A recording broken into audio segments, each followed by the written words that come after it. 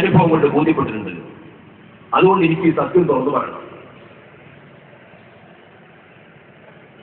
ഈ വിനീതൻ തന്നെ വാടകയ്ക്കടുത്ത് ലോഡ്ജിലേക്ക് നൗഷാദാസിൽ 2 തവണ ഇങ്ങോട്ട് വന്നിട്ടുണ്ട്. ഞാൻ അയാളെ വീട് വരെ കണ്ടിട്ടില്ല. നമ്മുടെ അടുത്തേക്ക് ഇങ്ങോട്ട് അദ്ദേഹം വന്നിട്ടുണ്ട്. മലപ്പുറം സുന്നിമാരിലേക്ക് 4 തവണ വന്നിട്ടുണ്ട്. പട്ടിക്കാട് MA എഞ്ചിനീയറിംഗ് കോളേജിലേക്ക് 1 തവണ വന്നിട്ടുണ്ട്. കോഴിക്കോട് വരക്കൽ മക്കാമിലേക്ക് 1 തവണ വന്നിട്ടുണ്ട്. നമ്മൾ ആരും അവിടെ പോയിട്ടില്ല. ആരും പ്രലോഭിപ്പിച്ചു ഭീഷണിപ്പെടുത്തി എന്നൊന്നും പറയണ്ട. എന്നിട്ട് അദ്ദേഹം പറയുന്നത് എന്താണ്? എനിക്ക് ഈ സത്യം ലോകത്തിന് മുമ്പ് തുറന്നു പറയണം. മരിക്കുന്നതിന് മുമ്പ് ഒരിക്കലെങ്കിലും ഈ സത്യം ഒന്ന് തുറന്നു പറയണം എന്ന് പറഞ്ഞുകൊണ്ട് അദ്ദേഹം തന്നെ ഒരു നിർദ്ദേശം വെച്ചു. എനിക്കൊരു പക്ഷേ ഒരു പൊതുവേദിയിൽ കയറിക്കൊണ്ട് പ്രസംഗിക്കാനൊന്നും അവസരം ഉണ്ടായിക്കൊള്ളണമെന്നില്ല. എന്റെ സംഘടനക്കകത്തുള്ള ക്രിമിനൽ പ്രവർത്തനങ്ങളെക്കുറിച്ച് എനിക്ക് നന്നായി ധാരണയുണ്ട്. അതുകൊണ്ട് ഒരു പക്ഷേ ഒരു പൊതുവേദിയിൽ കയറി പ്രസംഗിക്കാനൊന്നും അവസരം ഉണ്ടായിക്കൊള്ളണമെന്നില്ല. അതുകൊണ്ട് എനിക്ക് ഈ സത്യമൊന്ന് തുറന്നു പറയണം. അതിനുള്ള ഒരവസരമായി ഞാൻ കാണുന്നത് സുരക്ഷിതമായ ഒരു കേന്ദ്രത്തിൽ വെച്ചുകൊണ്ട് മനസ്സ് തുറന്ന് അല്ലാഹുവിനോട് തൗബ ചെയ്തുകൊണ്ട് ഇതൊക്കെ ഒന്ന് തുറന്നു പറയണം. നിങ്ങൾക്ക് വേണമെങ്കിൽ അത് വീഡിയോ ക്യാമറയിൽ റെക്കോർഡ് ചെയ്യാം. നിങ്ങൾ അത് CD ആയിട്ട് നാട് മുഴുവൻ പ്രചരിപ്പിച്ചോ. സുന്നി മഹലിൽ വന്ന് നൗഷാദ് അഹ്സനി 1.5 മണിക്കൂർ സമയം പ്രസംഗിച്ചു. ക്ഷണിക്കപ്പെട്ട സദസ്സിന് മുമ്പാകെ ഒരു 10-25 പ്രധാനപ്പെട്ട നമ്മുടെ ഈ ഇവിടെയുള്ള നമ്മുടെ ജലീൽ മാസ്റ്റർ ഉൾപ്പെടെ ആ ക്ഷണിക്കപ്പെട്ട സദസ്സിലെ അംഗമായിരുന്നു. ക്ഷണിക്കപ്പെട്ട സദസ്സിന് മുമ്പാകെ 1.5 മണിക്കൂർ സമയം നൗഷാദ് അഹ്സനി മനസ്സ് തുറന്ന് ചിരിച്ചു കളിച്ച് പ്രസംഗിച്ചു. കാരണം മുമ്പ് വലിയൊരു തൗബ ചെയ്തുകൊണ്ടിരിക്കുകയാണ്. ഇത്രയും കാലം റസൂലുള്ളാഹി സ്വല്ലല്ലാഹു അലൈഹി വസല്ലം തങ്ങളുടെ പേരിൽ ഈ വൃത്തികേടുകളെ ന്യായീകരിക്കാൻ വേണ്ടി അധ്വാനിച്ച ആ മനുഷ്യന്റെ കുറ്റബോധം കൊണ്ട് അദ്ദേഹം മനസ്സ് തുറന്നാൻ പ്രസംഗിച്ചു 1.5 മണിക്കൂർ. ആദ്യം അദ്ദേഹം പറഞ്ഞിരുന്നു, ആദ്യത്തെ പ്രസംഗമല്ലേ, അതുകൊണ്ട് ഞാൻ അത്ര തീവ്രമായിട്ടൊന്നും പറയൂല എന്ന് പറഞ്ഞിരുന്നു. നിങ്ങൾ അഷ്ടം പോലെ ചെയ്യാമെന്ന് പറഞ്ഞു. പക്ഷെ പ്രസംഗം ഏകദേശം അതിന്റെ ഒരു മധ്യഘട്ടത്തിലെത്തിയപ്പോഴേക്ക് അദ്ദേഹം എല്ലാം തുറന്നു പറഞ്ഞു. കേസത്തെ കുറിച്ച് മാത്രമല്ല, ആ സംഘടനക്കകത്ത് നടക്കുന്ന എല്ലാ കൃത്രിമങ്ങളെ കുറിച്ചും അദ്ദേഹം തുറന്നു പറഞ്ഞു. അത് CD ആയി റെക്കോർഡ് ചെയ്ത് കോഴിക്കോട്ട് നടക്കുന്ന സമ്മേളനത്തിൽ തന്നെ 1000കണക്കിന് കോപ്പികൾ വിതരണം ചെയ്തു. ആ സമ്മേളനത്തിൽ വെച്ച് തന്നെ പ്രഖ്യാപിച്ചു, ഈ CD കച്ചവടമാണെന്നുള്ള വിചാരിക്കേണ്ട, ഇത് ആവശ്യാനുസരണം കോപ്പികളെടുത്ത് എല്ലാവർക്കും പ്രചരിപ്പിക്കാൻ വേണ്ടി ആ സമ്മേളനത്തിൽ വെച്ച് പരസ്യമായിട്ട് അനുവാദം കൊടുത്തു. കേരളത്തിൽ 10,000കണക്കിന് കോപ്പികൾ ഇന്റർനെറ്റിലൂടെയും മറ്റുമൊക്കെയായി അത് വ്യാപകമായി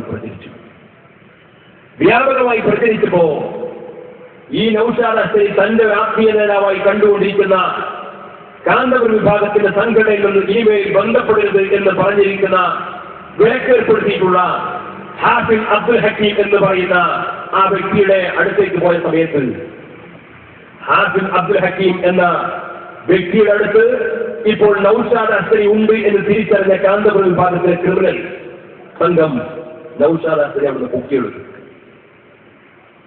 നൗഷാദ് അഹ്സനിയെ പൊക്കിക്കൊണ്ടുപോയി. ആരാണ് ക്രിമിനൽ സംഘം എന്ന് നിങ്ങൾ തിരിച്ചറിയണം. സ്വന്തം റാലിയിലെ നടുറോഡിൽ നിന്ന് പൊക്കിക്കൊണ്ടുപോകുന്നവർക്ക് ഒരു നേതാവിന്റെ വീട്ടിൽ നിന്ന് പൊക്കിക്കൊണ്ടുപോകാൻ വലിയ പ്രയാസം ഉണ്ടാവില്ല. ഹാഫിൽ അബ്ദുൽ ഹക്കീമിന്റെ സുരക്ഷിതമായ വലയത്തിൽ നിന്ന് നൗഷാദ് അഹ്സനിയെ ഈ വിഭാഗം പൊക്കിക്കൊണ്ടുപോയി ഒരു പ്രധാനപ്പെട്ട കോഴിക്കോട്ട് ഒരു കേന്ദ്രത്തിലേക്ക് ഇദ്ദേഹത്തെ എത്തിച്ചു. ഞാൻ വളരെ ഉത്തരവാദിത്വ ബോധത്തോടു കൂടിയാണ് പറയുന്നത്. ഞാൻ ഇനി പറയാൻ ഉദ്ദേശിക്കുന്ന വാചകങ്ങൾ എനിക്കറിയാമെന്ന് നൗഷാദ് അഹ്സനിക്കും അറിയാം. ഞാൻ നൗഷാദ് അഹ്സനിയും ആ വിവരം പങ്കുവെച്ചതുമാണ്. ബൈലക്സിലൂടെ ഒരുപക്ഷെ AP വിഭാഗത്തിന്റെ നേതാക്കൾ പോലും ഇത് കേട്ടുകൊണ്ടിരിക്കുന്നു എന്ന ബോധത്തോടുകൂടി ഞാൻ പറയുന്നു. അന്ന് രാത്രി കോഴിക്കോട്ട് ഒരു പ്രത്യേക കേന്ദ്രത്തിലേക്ക് നൗഷാദ് അഹ്സനിയെ കൊണ്ടുപോയി അവിടെ വെച്ചുകൊണ്ട് അദ്ദേഹത്തെ ഒരു വെള്ളം കുടിപ്പിച്ചു. ആ വെള്ളം കുടിപ്പിച്ചുകൊണ്ട് മണിക്കൂറുകൾക്ക് ശേഷം ആ മനുഷ്യൻ ബോധം തെളിഞ്ഞുകൊണ്ട് കണ്ണ് മിടിച്ച് പുറത്തേക്ക് നോക്കുന്ന സമയത്ത് ഒരുപാട് വൃത്തികേടുകളാണ് ആ മനുഷ്യൻ കിടന്നിരുന്ന അദ്ദേഹത്തിന്റെ ശരീരത്തിന്റെ ചുറ്റുഭാഗം ഉണ്ടായിരുന്നത്. അത്രേ ഞാനിപ്പോ പറയുന്നുള്ളൂ. നിഷേധിക്കുകയാണെങ്കിൽ തെളിവടക്കം ഞാൻ പറയും. ബോധം തെളിഞ്ഞ് ഉണർന്നടിക്കുന്ന നൗഷാദ് അഹ്സനിയുടെ അദ്ദേഹം കിടന്നിരുന്ന കട്ടിലിന്റെ ചുറ്റുഭാഗത്തും ഒട്ടേറെ വൃത്തികേടുകളാണ് ആ മനുഷ്യൻ കണ്ടത്. ആ വൃത്തികേടുകൾ മുഴുവൻ കണ്ടപ്പോ ആ നൗഷാദ് യാസിനിയെ ഡ്രസ് ധരിപ്പിച്ചുകൊണ്ട് കാറിൽ കയറ്റിയിട്ട് അദ്ദേഹത്തെ കോട്ടക്കലേക്ക് കൊണ്ടുവന്നു. എന്നിട്ട് പറഞ്ഞു, ഇതാ നിങ്ങൾ ബോധരഹിതനായി കിടന്നപ്പോൾ ഈ രീതിയിലുള്ള ഫോട്ടോകളും വിഷ്വലുകളും ഒക്കെ ഞങ്ങൾ കൈവശപ്പെടുത്തിയിരിക്കുന്നു. നിങ്ങൾ അന്ന് പ്രസംഗിച്ച ആ സീഡിക്ക് മറുപടിയായി നിങ്ങൾ ഇത് പ്രസംഗിച്ചിട്ടില്ലെങ്കിൽ, തിരുത്തി പറഞ്ഞിട്ടില്ലെങ്കിൽ ഈ ഫോട്ടോകളും ദൃശ്യങ്ങളും ഞങ്ങൾ പുറത്തുവിടും. ആ വൃത്തികെട്ട രതിവൈകൃതങ്ങളുടെ ചിത്രങ്ങൾ കാണിച്ചുകൊണ്ട് ഈ മനുഷ്യനെ ബ്ലാക്ക്മെയിൽ ചെയ്തുകൊണ്ടാണ് ഇവർ ക്രൂരമായ ഈ ബ്ലാക്ക്മെയിൽ ചെയ്തുകൊണ്ട് പ്രഭാഷണം നടത്തി യൂട്യൂബിൽ പ്രദർശിപ്പിച്ചത്. സുന്നി മഹലിൽ വന്നുകൊണ്ട് ഇദ്ദേഹം 1.5 മണിക്കൂർ നടത്തിയ പ്രസംഗത്തിന്റെ ആ സീഡ് നിങ്ങൾക്ക് കേൾക്കാം. യൂട്യൂബിൽ സെർച്ച് ചെയ്താൽ അദ്ദേഹം നിർബന്ധിതാവസ്ഥയിൽ അദ്ദേഹത്തെ ബ്ലാക്ക്മെയിൽ ചെയ്തുകൊണ്ട് പ്രസംഗിപ്പിച്ച ആ ഭാഗവും നിങ്ങൾക്ക് കേൾക്കാം.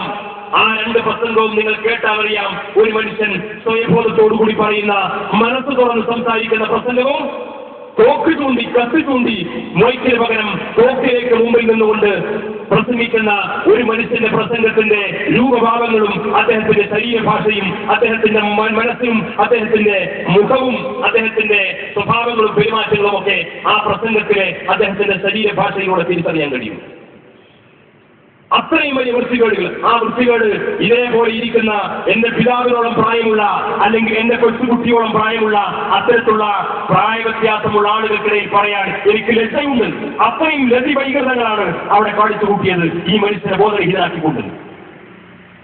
എന്നിട്ട് അതിന്റെ ദൃശ്യങ്ങൾ പകർത്തിയെടുത്തുകൊണ്ട് അതിന്റെ ദൃശ്യങ്ങൾ കാണിച്ചു കൊടുത്തുകൊണ്ട്, നീ ഈ പ്രസംഗത്തിന് മറുപടി പറഞ്ഞില്ലെങ്കിൽ നീ ഇനി മേലിൽ അവിടെ വേദിയിൽ കയറിയാൽ ഇത് ഞങ്ങൾ പ്രദർശിപ്പിക്കും, ഇത് ഞങ്ങൾ പുറത്തുവിടും, അതോടുകൂടി നിനക്ക് ഈ തലപ്പാവും താടിയും വെച്ചുകൊണ്ട് ഇനി ജനങ്ങൾക്കിടയിൽ ഇറങ്ങാൻ കഴിയില്ല എന്ന് പറഞ്ഞുകൊണ്ട് ഈ മനുഷ്യനെ ബ്ലാക്ക്മെയിൽ ചെയ്തുകൊണ്ട് പ്രവർത്തിച്ച ഈ വിഭാഗം. നിങ്ങളാണോ സമസ്ത കേരള ജമിയത്തുൽ ഉലമക്കെതിരെ ക്രിമിനലിസം ആരോപിച്ചുകൊണ്ടിരിക്കുന്നത്? അത്തരത്തിലുള്ള ക്രിമിനൽ സംഘങ്ങൾ സമസ്ത കേരള ജമിയത്തുൽ ഉലമക്കെതിരെ നിങ്ങൾ ക്രിമിനലിസം ആരോപിച്ചോ?